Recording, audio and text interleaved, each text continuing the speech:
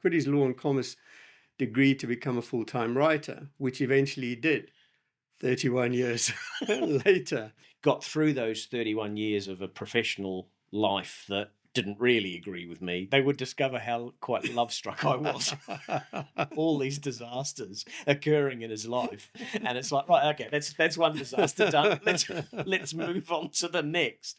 The thing that sets everyone apart that is a published author is tenacity. First and foremost, my mental health is infinitely better. Yeah. Welcome to Unfinished, where we, the over 50, declare that we are absolutely not finished. We explore health, continued growth, new learning, new businesses, new relationships, and how we live intentionally to make the rest of our lives the best of our lives. There's a bit of a theme here for those who watched the previous episode of the podcast, because I, again, have not only an accomplished author with me, but who happens to be my friend. But before I introduce him, this episode is for all of us who have a book in us that's not coming out, right? And I include myself in that. So Craig is going to walk us through his own journey, which has not been linear. And to quote Hemingway, I think it was, who said, "Writing's easy, you just sit down at a typewriter and bleed." Now, replace typewriter with laptop today. But the title of this episode is probably going to be "The Time Is Now, Write the Damn Book." Okay.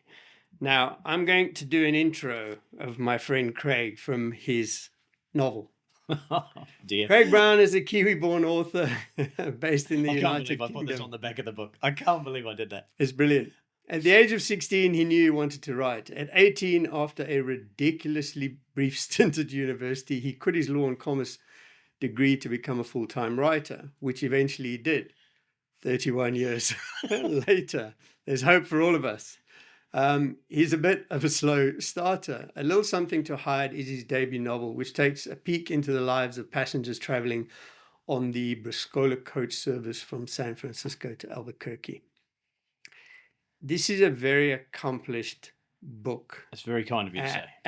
And about 6 months ago, when I was about to set off on my own life-changing journey, you wrote something in my copy to Stephen: "May your adventure be as fun as mine. Go for it. You'll always thank yourself." I am thanking myself. Good. It has bumps in the road. Yeah. There are good days and bad days. But start with who you are, and maybe that 16-year-old who had a penchant for writing. Yeah, I didn't know that I had an overwhelming desire to write back then, and it was brought out by a fabulous teacher at my secondary school, Mrs. Mackenzie, and she was in my sixth form year, and I was studying New Zealand literature, and part of what we had to do was to write some creative pieces. Very much in the style of other Kiwi writers, so the like of Witi Ihemera, Catherine Mansfield, which I didn't try and pursue because that was beyond me. But yeah, so I wrote a piece, and feedback that I got from Mrs. Mackenzie was just fabulous, and it sort of gave me the belief that I could actually do something worthwhile by putting a pen to paper. And so then I entered that fabulous teenage angst period of writing poetry, which was just utterly shite. It was terrible. And sadly, in my mother's house move, the book that I had of poetry bit the dust, which is probably no great loss to literature, it has to be said. But I would love to be able to go back and see some of those awful I'd love to see your kids' response to that. Yeah, absolutely. What they would think. Yeah, they would discover how quite love-struck I was. And how I dealt with rejection back then. But that set me off on a journey, and I and I continued to write little bits. I worked with a guy who's also an author, fellow Rodney Strong. We worked at an insurance company in New Zealand together, and he and I decided that we would collaborate on our first book. And we actually didn't discuss what the book was going to be about. We just agreed that one of us would write a chapter and then flip it on to the other to write the next chapter. And I think we got about 4 chapters in and realised that that was utter rubbish as well. And to Rodney's great credit, he pursued his writing efforts much more so than I did, and he must have about 13, 14 novels published. Oh, wow. But I've kept in touch with him, and when I got through those 31 years of a professional life that didn't really agree with me, to be able to focus on writing again, Rodney was one of the first calls I made, and his encouragement was fabulous. And he sort of inserted himself into that place where Mrs. Mackenzie had been all those years ago when I was a 16-year-old, and he gave me the encouragement to go ahead. And apart from him and Alex, my wife, he's the only person that's read the first novel that I wrote. And I'll pray see his feedback, but it was, you could do better. We need to know, right? He was, but he was much less kind than that in telling me, which is something that you can accept from a good friend, and he was brilliant. But feedback is a gift. Yeah. He said, nothing happens to your protagonist. He has all these disasters occurring in his life, and it's like, right, okay, that's one disaster done. Let's move on to the next. And so I learned a little bit about how characters should react, and that's really what brought me on to the novel that I have published, A Little Something to Hide, which is where I wanted to do character portraits to try and understand what makes people tick. And we'll come back to that, because as an aspiring documentary filmmaker, character development and character description and is something that intrigues me, and it's absolutely daunting. You know, when I read about the characters in your book, I'm going, how the hell did you imagine this? You know, there are so many characters, they are so different, but they are so whole and so believable and credible. So we'll come back to that. I want to talk about Mrs. Mackenzie briefly. Yes, you know, it's just you've taken me back. I went to boarding school when I was 12 years old, which was a pretty traumatic experience. You know, I missed home and whatever, and my refuge was reading.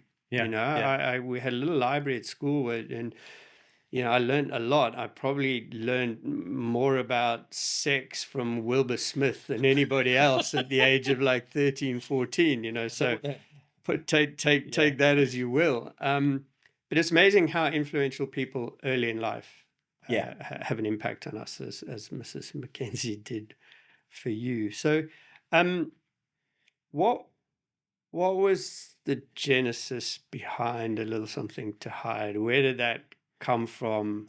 So it emerged. I went to a concert with a band called Wildwood Kin, who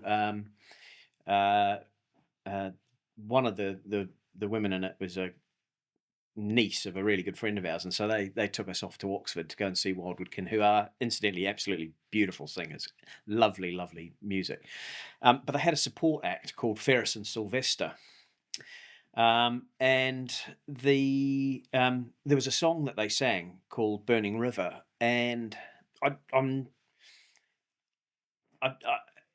got a little bit lost in the song, and it just evoked all sorts of imagery of vast expanses of travel, of movement, of isolation, of being alone, and from there, that planted a seed of. I can see where the root, you know, it comes out. But I didn't know at the time that it was germinating in the way that it did, and I got to, and I remember going for a walk with the dog the next morning and thinking, I need to put people on a bus and understand about those people, and I just kind of thought, well, who would I put on it? and bless him, a little wee puppy dog. She gave me the inspiration for a few of the characters, fed back to me about what was good and what was bad, and who should and shouldn't be on that bus. And for a few days on our walks, we thrashed it out. And it's interesting because I voice noted that very first walk, which actually captured many of the characters that do appear. Oh wow! But there are some that don't. Yeah. That never made the cut. Yeah. And there are stories that evolved beyond what I first thought. Yeah. And that was, for me, and that's the most joyous part of writing, is the discovery of who it is that you are creating, because they don't arrive fully formed. And indeed, in the very last chapter that I had, the driver of the coach is not who it was going to be originally. He does appear in the novel, but it emerged that there were going to be two drivers, because of the way the coach company is managed, and their drive to avoid costs. I see. I mean, that comes early in the book. It's a great. Yeah, when I read that, I thought, this is such a shitty company. It's just like, it's brilliantly captured. It's actually based on a family that exists, which I perhaps shouldn't name them, but it doesn't take a great deal to work out what the family is, especially if you look at the Italian translation of Briscola. Then you might discover who that coach-owning family is modelled on. So we've jumped over the 31-year chasm. And we're I think it's important just to talk about that, because writing this novel after that 31-year journey is very different, I assume, to what it would be had you written it before the 31-year journey. So absolutely, it'd be good. And again, I'll reference what I said at the beginning. There's part of this that, a lot of us feel like we have something in us, and maybe it's just I'll give you my story, because it's like, I know I like writing. I know I like the creative process of that. I just don't have the patience, or there's something missing. Anyway, and I may never write anything beyond, scripts, videos, and sort of documentaries. That's okay. But there are a lot of people who are probably going to listen to this going, yeah, I've got this book in me. So what how can I unearth it? So I want to talk about that, but before that, let's talk about the 31-year hiatus and what you did, and because a lot of people are going to be in that situation. It's like, we've lived life, we need to pay the bills and the mortgage, and we've gone on career journeys and life, and had kids and yada yada yada. And still, this thing in the back of our head is still there. You've taken it out, and you continue now to write, and I know you're writing beyond this first novel.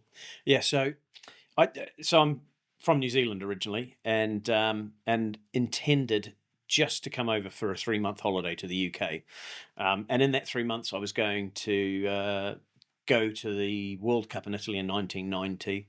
I've got family over here. I was going to visit all my family, and I was going to do this massive European tour, and that was the grand plan, to do all of that in 3 months. And for that, I saved up the princely sum of £800, and that's with no tickets, no travel, no accommodation, or anything booked. And I failed to appreciate the cost of a pint in London. And pretty quickly, I burnt through that £800, and the furthest that I'd got from London was Birmingham. So that was an epic fail. But the great news was that back then you could quite readily sell your return ticket, and I had a round the world ticket, which meant I could have hopped to a number of countries. I was only ever going to hop to Hong Kong and then back on. But I sold the return journey to buy more beer. And yeah, I did, yeah. And I watched every game except for one of that 1990 World Cup in an Irish wine bar, and I use the phrase wine bar very loosely. It was a pub in North London called Mac's Wine Bar, and yeah, again blew the money. And then when it came to my return date, a couple of days before, I phoned up my mum and I said, "Can you send me some cash?" And she said, "Oh, what for?" I said, "A return ticket."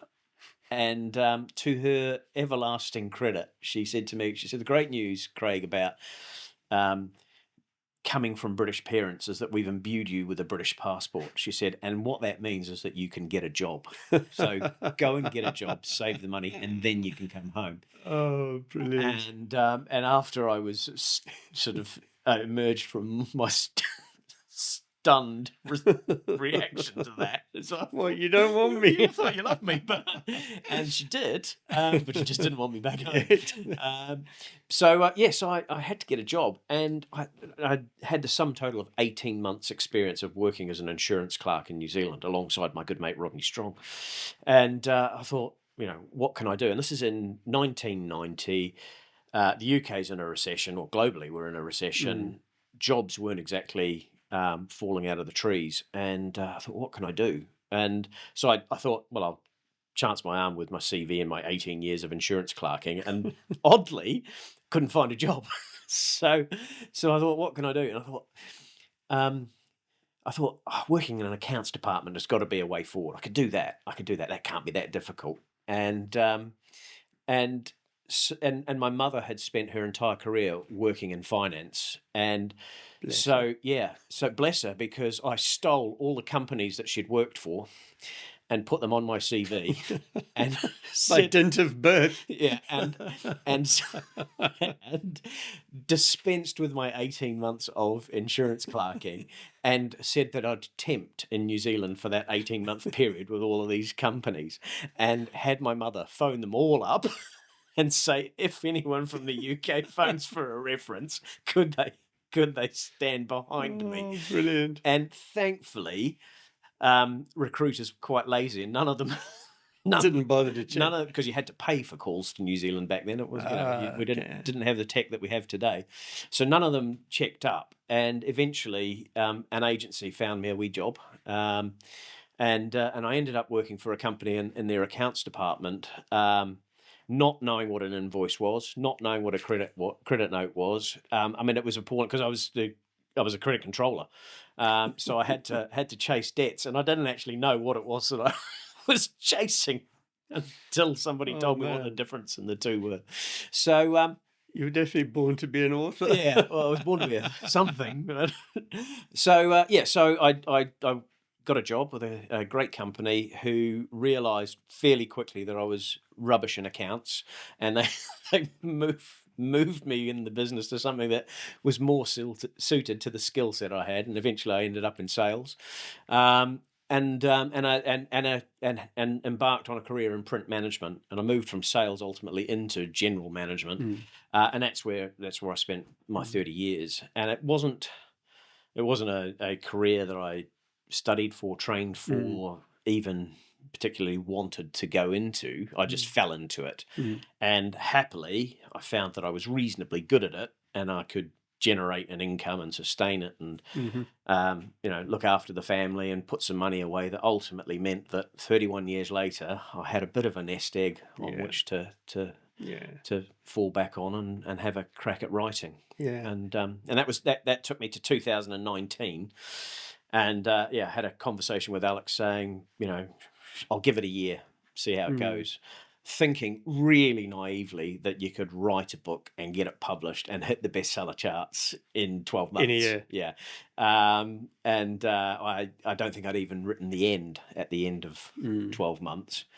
And we agreed I'd keep going, and thankfully with Alex's support, I've been able to do that. And we're 6 years on now. I've got a book out there. It hasn't quite ascended to the top of the bestseller charts, although I serialized it on release, and the first volume did go to number 1 on the Amazon LGBTQ plus short story chart. Okay. For reasons that are just beyond my understanding. I don't know how that happened, but it meant for about 2 hours, I was a number one bestseller on Amazon.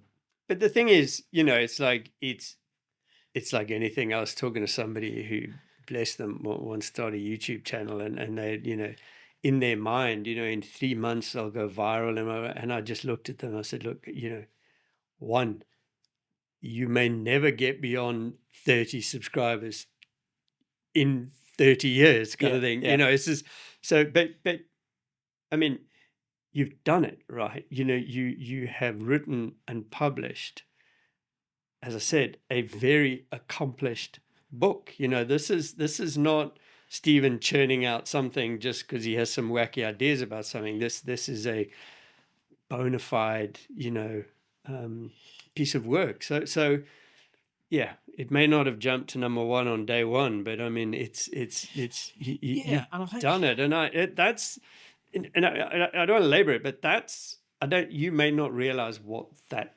an accomplishment that is, because from my perspective, and a lot of people who are watching or listening to this going, God, I can't see myself getting there. Kind of thing. Yeah. So there is, and I have no way of verifying these stats, but I find it entirely believable that of all the people that say they want to write a book or they've got a novel in them, 85% start, and of that 85%, only 3% finish. Yeah, I can believe that. And of that 3%, only 0.06% go on to be bestsellers.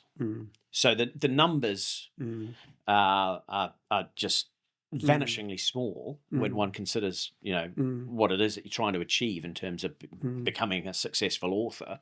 Yeah. But the thing that sets everyone apart that is a published author is tenacity. Yeah. And getting to the end and appreciating that that's only really the beginning. Yeah. It took me just under 3 months to write the first draft of A Little Something to Hide. It took me the next 2 years to get it into a form that it was ready to be published. Yeah. And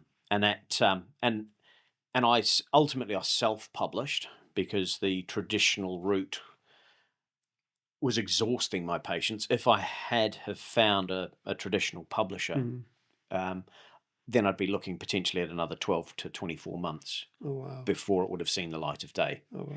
So even when you finish your first draft, you've still got potentially years ahead of you before it sees the light of day. And going back to the stats, it's like eyes wide open. As a Stoic, you have controlled what you could control, which is completing the book. Yeah. That you don't, whilst you can put everything you have into it, you don't ultimately control where it ends up on the bestseller list. But the stats are staggering. That is 3% of the 85% of people who start finish. Yeah. But again, it's because it's fucking hard. Yeah. You say, I think you used the word tenacity. I can't think of anything else. You need to run it so hard for so long, so consistently to get to the end. Yeah, but I don't consider it hard because I love what I'm doing. I don't particularly enjoy the editing process, and that is by far and away the longest part of it. The book I'm working on at the moment. I'm now on the 8th draft, and I'm actually bored of the story because I have read it so many times, and this draft I hope will be the last before it goes on submission. And I've had the benefit of a number of readers from my writers group feed back to me, and their feedback's been superb. Brilliant. And it allows me to refine the book in the places where it needs changing. And it's it's slow to start. So all the feedback's been consistent. I need to energize it at the beginning. But then there are other subtler things where there's suggestions that I perhaps don't have enough tension between some of the characters. I don't have really an inciting incident that creates one of the relationships, and those sorts of things are really They're important. structural, aren't they? Yeah, absolutely. But what it's meant is that on this draft, I'm actually enjoying the editorial process a little bit more because I'm being creative Creative, again. yeah. You're And not just finessing. yeah, Yeah. and that for me, that's the joy, Yeah. is the creative part. And I guess, Craig, practically, given that you have already published a book, does that give you different leverage and different options in terms of potentially how you will publish the next one? It must count. I'll tell you soon. I think it counts. Yeah, it's a bit like going back to my CV where I had all of those accounting roles, but actually It's a bit more than 18 months of no experience. So the first time, so when I went out on submission with A Little Something to Hide, I went to 142 agents. And yeah, I mean, the stats in the publishing industry are just horrendous because I'm still waiting to hear back from over 60% of them. And my last submission was about a year and a half ago, and it's really common. And all agents will specify what they want from an author in terms of submission. So they want a covering letter that tells a bit about yourself and about the journey that you've been on and what you've previously written, and comparable titles to what you've written.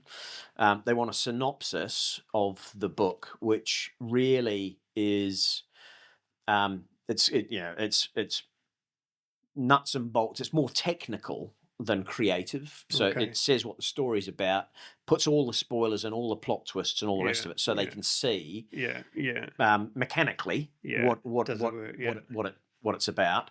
And then, of course, they will ask for anywhere between 5,000 words to 50 pages, depending on the agent's preference. But most of them will add that if you haven't heard from us within 12 weeks, consider it a no. And I don't like that. I tell you that. Sorry, as a human being, can't you just go, "Thank you for taking the time and effort"? Yeah, and I think it's a legacy of the publishing industry where, in the past, to submit to an agent, you would have to send hard copy and what have you, and there would be a cost associated with them responding. But today we have email, and all submissions are electronic. There is nothing that prevents them from sending a standard letter that says thanks but no thanks. Yeah, it's cultural. Yeah, there's no excuse for it. Yeah, and for me, I find that the most appalling thing about that part of the industry is that they will just leave you dangling. Yeah. But to them, they've specified in their submission requirements that if you haven't heard, it's a no. But I just think that lacks courtesy. And my favourite agents are the ones who will come back, and I know exactly who I'll be going to the next time because they had that courtesy. Yeah. And always assuming that the book's good. Yeah. All those that didn't respond are not going to have the opportunity to be beneficiaries of what I write. Yeah. And that's a legacy that they've created as far as I'm concerned. I'm not trying to suggest that I'm about to become, the next Booker Prize winner or anything like that. But you may. But I may. Yeah. And but for a bit of courtesy, they may have had the opportunity to look at something good. And that's your experience, that's endemic. So imagine all the opportunities then. It's cultural, isn't it? It is, and it's and the other so there's me. I've gone to 142 agents, all of whom have either not responded or said no. I did have a couple of responses that were really encouraging, and a no from an agent doesn't mean that they don't like your book. That's the very first thing to remember. It may be that they've got another client who's written something similar and that they are on submission with publishers trying to get that published. Yeah. And you will not find an agent who wants to promote a very similar book to one that they're already promoting because it dilutes their opportunity to get published. So that's fair. Yeah. Agents receive, and this is, again, going back to agents, and this is giving them some due fairness, they'll receive something like 2,000 submissions a year. And so what are we talking about? 40 a week. So they've got 40 submissions landing in their inbox every week. And from that, they might choose 3 or 4, not a week, a year. And it's also, I'm going to be slightly facetious about, you could have somebody reviewing your submission on the morning and they had a fight with their partner in early that morning. It's like, it's a bad day, right? Yeah, well, if they read my first book, which Rodney suggested I just pop in a drawer for a couple of decades, if they'd had that fight, they'd probably go out and do something damaging to themselves when they read it. So, do you think you'll revisit that first book? oh, absolutely, yeah. It needs to change. I need to get my protagonist to actually react to the shit that happens to him. This is passive. Yeah, it's just I now want to read it. Yeah. As it is now. I'll save you that draft. But given what Rodney suggested and what Alex has also suggested, I need to rewrite it fundamentally. But I know how I'm going to do that, and I'm actually quite looking forward to that. Yeah. And it will make for a much better story. But yeah, I mean, it's just like, it's not something that you'd want to read now. Okay, switching tack slightly. So I referenced, what you really nicely wrote in the cover of my copy of your book, and as you know, which I won't embellish on this particular podcast, that I'm going through a significant life change. I'm ex-corporate and whatever, bit similar. Before you go on, can I just remind you that when we sat down and when I wrote that in that book, you said you would be giving up by the next Remembrance Day. Yeah. And we are some 5 days off that now, and you've already done it. So I beat that. So congratulations to you. No, thanks. Well done. Thanks. And it's, it's unlike me to beat the deadline. But the fact that I actually not only set that deadline, I told 2 people, by the way, that deadline. You're one of them, right? And the other one is Tim, who started the Free Soul. The only 2 people I said, right, you can hold me to that. And it was a driving factor. I didn't really want to go back to either of you and go, I need another 6 months going. So no, all good. Thanks for that. I do want to, so you've gone from your career in printing and general management and all of that. And then you made the switch, and you are now a full-time writer. What has been the impact on your life in general? I mean, in going from, because I think, again, given the age we are, and certainly it's my journey, it's like part of it, the change was I want more from the life and time I've got left than what I had, and we've probably all gone through the wage slave thing. It's not always that bad, okay? But what has the change meant for your life and for your family and what you do and all of that? So first and foremost, my mental health is infinitely better.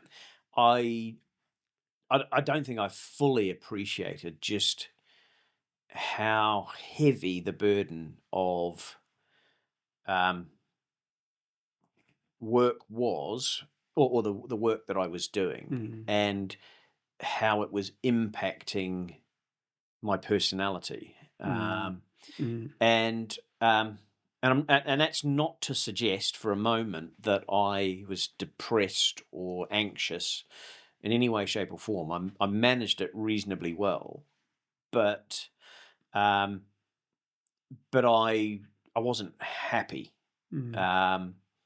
and I've never been a confrontational person. That's just not my it's just not the way I operate. But I was finding myself in the latter years of work being more readily willing to jump into a fight, and that's just not me. And I think that was almost an attempt to find a release valve or a mechanism to just ease the pressure, which was never going to work because I'm useless when it comes to arguing and fighting, and I was always going to lose in those battles. So why I thought that might be a way out was just beyond me. And it was when I got into that situation that I sat down with Alex and I said, look, something needs to change because this is unhealthy. So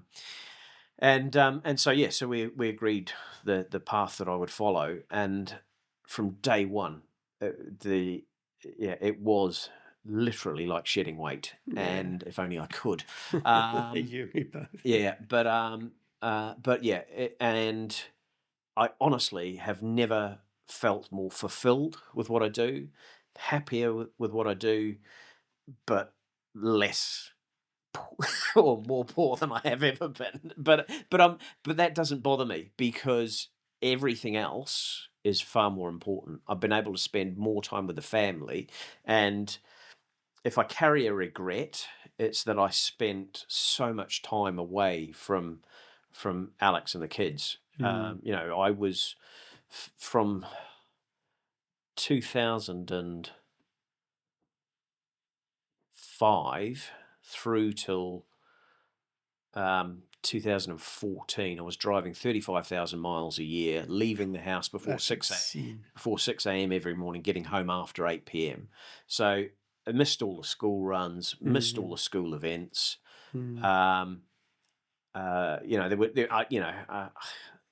number of times I'd phone from the M3 to Alex saying I'm not going to make it back for the parent-teacher evening, and it just that was the sacrifice that my family made. Yeah, it's our generation. Yeah, Craig, and kudos to Alex because I know your family. You've got a wonderful family. Yeah. So big up to Alex. I want to go back to the point you made about because you don't strike me at all as an aggressive person, but it's funny. I have been through exactly the same experience.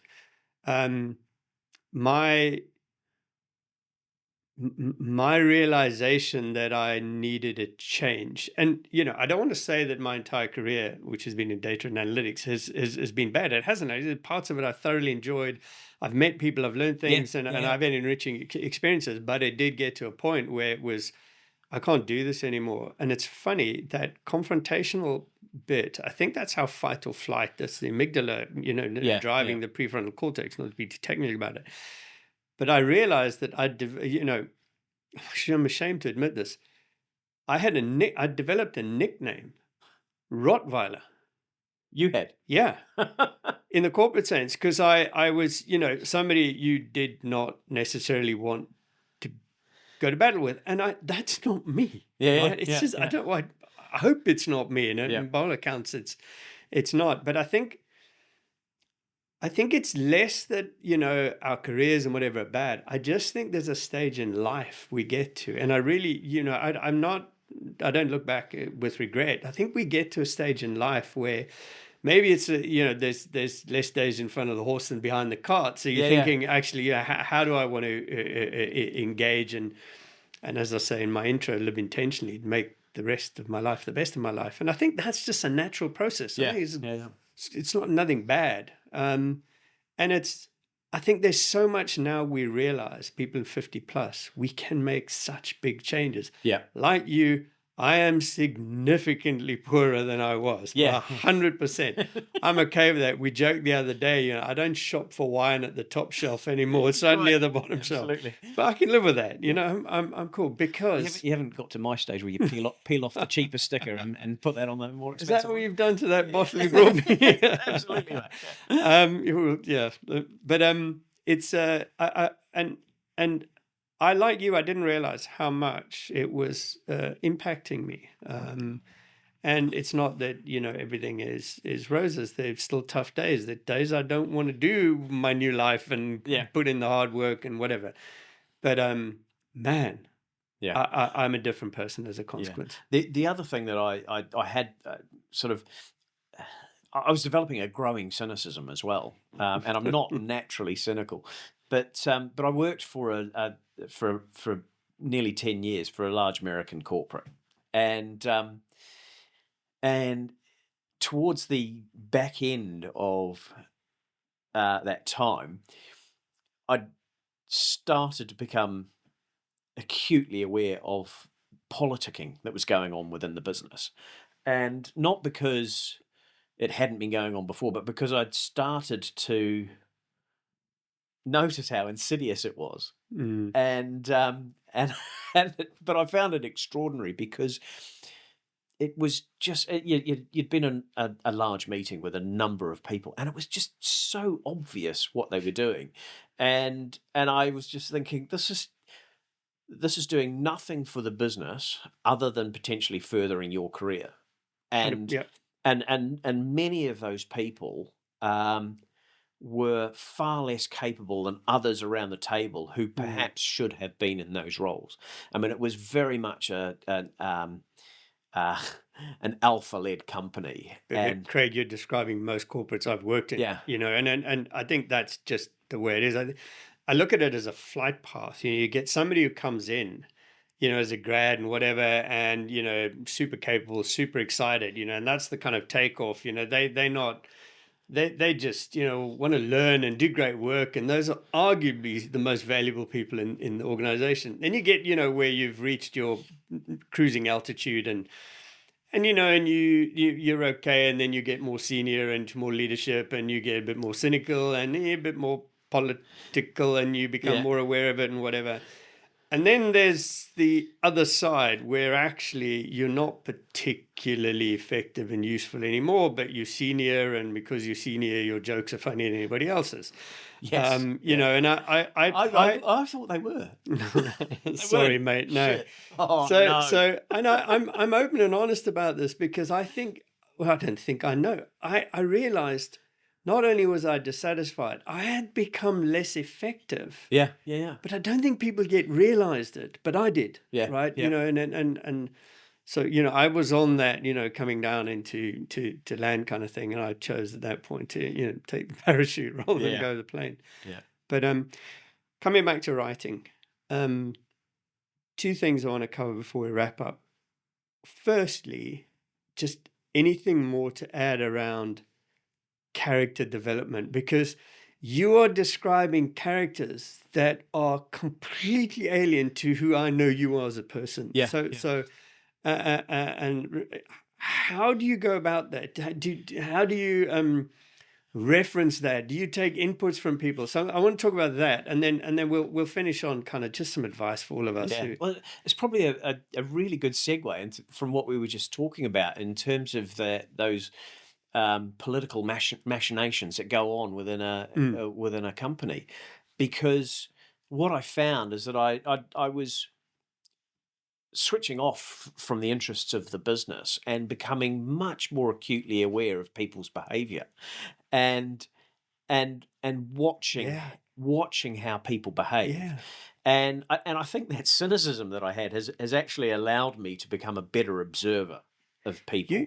You've just made me realize why I actually took the decision to leave. That's what I went through. I started really noticing the people around me, and I'm not saying they were bad people, but what they were doing in their capabilities. You've just made me. That was the difference. Yeah, I wasn't particularly interested in the work, but yeah. Yeah, and so I became much more aware of what people were doing, and that observation of humanity is something that I carried outside the workplace as well. So I mean, there's a little game that I've played with the kids where and with other people. In fact, there are oftentimes, particularly on overseas travel with work, where you'd arrive somewhere and you're because of flight times and what have you, you're hours earlier than the meeting, so you've got time to kill. And the game that I played with the kids and with some of my colleagues is defining somebody. Yeah. So you'll see somebody walking across a market square, and you say, "So what do they do?" But the fun of that game is not necessarily in adopting stereotypical analysis of that person, saying, he's wearing a suit and a tie and blah, blah, blah, so he must therefore be an accountant or what have you. It's saying, he's wearing a suit and a tie, but he's not got any underpants on. And then what happens to that person when you start to visualize the fact that they don't have any underpants on, and all the rest of their life. and what does that mean in terms of who they are and what they do? And so that fun combined with perhaps that cynical observation that I had is really what has given me the desire to understand people, and it's also about trying to have empathy for who you're writing for, no matter how bad or good they are, because there are some pretty shitty people in my book. I know, yeah. And and it's, why would they react to that situation like this, and is that real? And then when you start to apply that reality test to it, sometimes you discover, that's somebody doing that wouldn't do that. It's not plausible. But they might do this, and sometimes this is actually worse than where your original thoughts came from, and that's fun to pursue.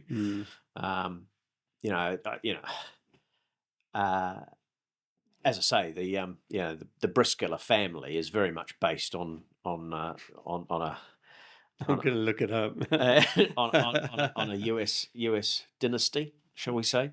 And when you know who I had in mind, the patterns of behaviour, you just think, that's obvious. That's how that person would react. Yeah, and as humans, when we get out of our own way, we are inherently observers of other humans. We've had to be to survive, right? Because in our ancestors, you would have rocked up at the door, and it wasn't a door, it was a cave, and I'd have had to make an assessment really, really quickly. Are you friend or foe? Are you going to share resources or take mine, kind of thing?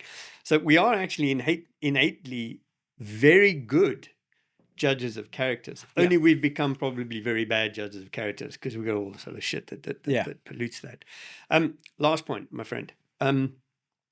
For us mere mortals who just want to start, right? Who want to, well, first become the 85%, the people who start. Okay, so and then and ideally, and that's the bit that's up to us, become the 3% to finish. What advice do you have for somebody just to begin? So sit down. Unless you've got a bad back and you need to stand to do shit, then stand. But sit down in front of a laptop or with a paper and a pencil and begin the process. Show up. And what I would say is you don't even need to have a fully formed idea. And there are different types of writers.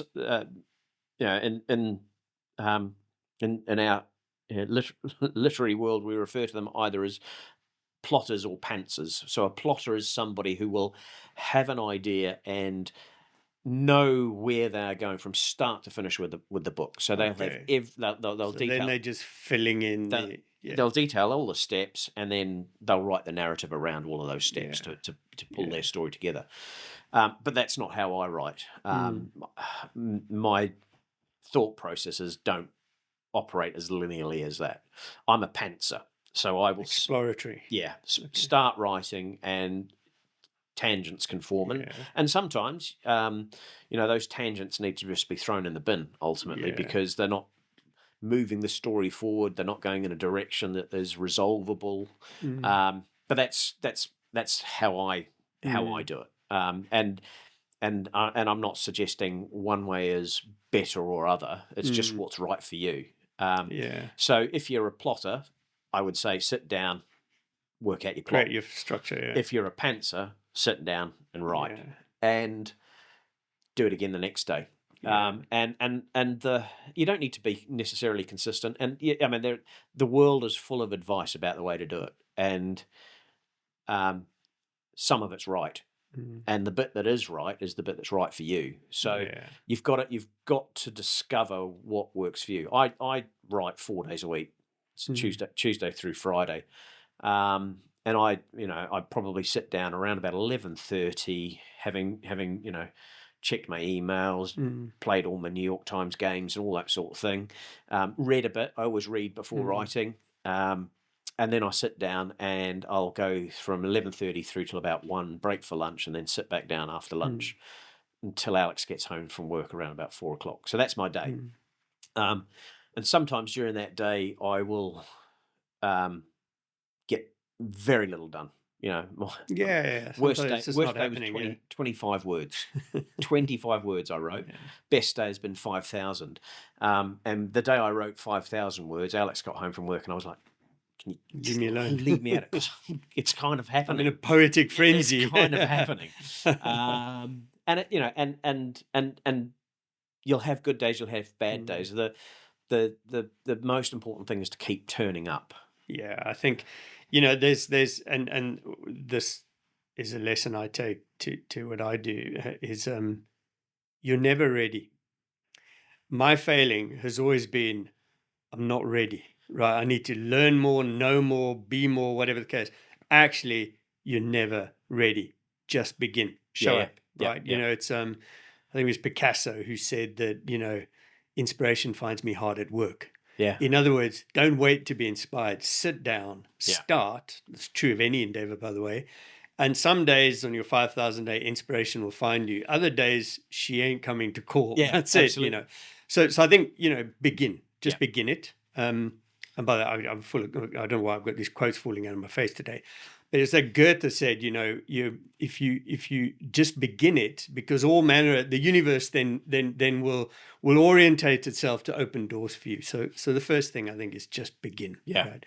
And then repeat. Right. Yeah. Yeah. You know, that's cool. And there's an author, Anne Lamott. She wrote a book called Bird by Bird, which is her lessons on writing, if you like. And she talks about shitty first drafts. I think anyone that's starting out on the writing journey needs to be aware that first draft is not going to be the final book. It's unlikely to be anywhere near remotely polished. It'll be full of plot holes, full of typos. You know, there'll be Chekhov's guns lying around all over the place that are unresolved, and it's, you know, it's an iterative process to get to the published event. Yeah. And you just have to keep going at it and going at it. And for me, that's the difficult part. Is but what I've discovered, Stephen, is that I thought I was an extrovert in my professional career. I was quite happy to bounce into a room, deliver presentations. You know, I led a sales team for a long while, and that's who many people thought I was as well. It wasn't until I said I'm going to sit down and lock myself in a room and write, when a lot of people said, "Are you sure you can do that?" That I discovered that actually, you know, I'm perhaps an ambivert. You know, I can do it with both hands. But yeah, I'm much more introverted than I realised. And I think that might help as well. But no, it's. I mean, so I'm an introvert as well, but I have developed the ability to deal with that. I can also bounce into a room and presentation, but it wipes me out. Okay, and that's just one more of the lots of little factors that built up over time. You know, it becomes heavy carrying a mask. Yeah. Thank you, my friend. Thank you, Good sir. to have you. I think we will definitely have this conversation again, because I think, well, certainly I want to know how the next book. I think there's something that'll happen in the journey of the next book that we'll come back and have the same conversation again. Yeah. So appreciate it, man. Hopefully an agent will say yes. Yeah, and if not, they at least tell you no. Exactly. Yeah. They will say yes.